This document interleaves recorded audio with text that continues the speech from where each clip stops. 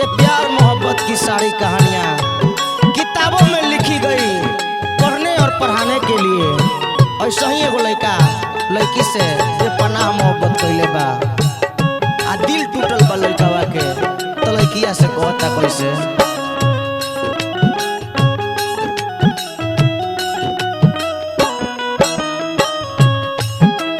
दिलवा के रसते दिलवे में बसलू दिहलू प्यार जगाई, जिंदगी के रहिया में छोड़लू अकेला जाए सनम हर जाई।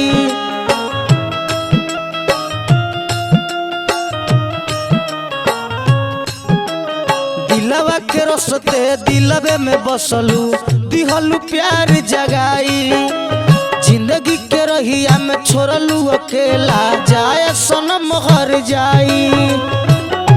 गइलू बदल घर पिया के जाई के, गइलू बदल घर पिया के जाई के, सहजरिया पसुत गइलू छतिया सटा के, सहजरिया पसुत गइलू छतिया सटा के।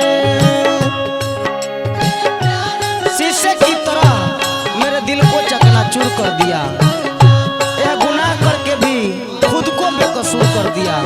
वफा का नकाब ओढ़कर बेवफाई करते हैं वो, और हमें ही बेवफा के नाम से मशहूर कर दिया।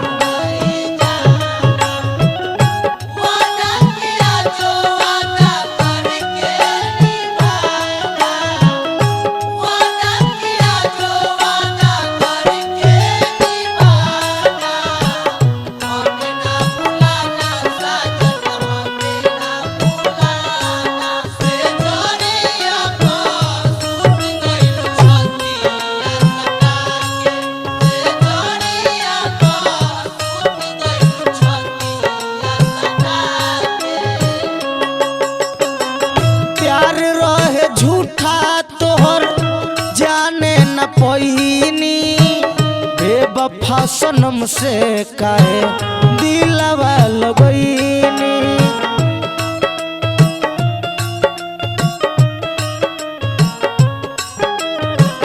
प्यार रहे झूठा तोहर जाने न पैनी, बेवफा सनम से काहे दिलवा लगईनी।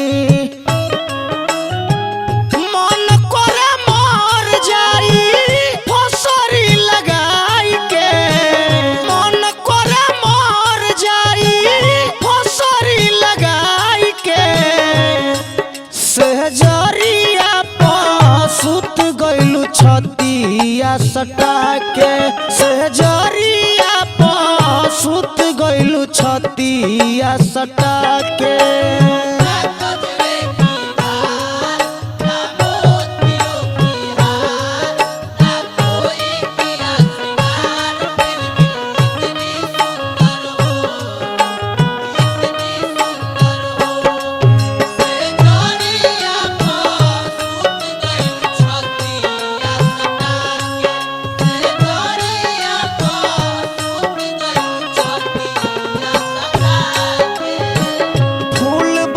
खिलल रही हो पियावा के आंगना, सने ही संगे दागा कोइलू जाने के करा कहना।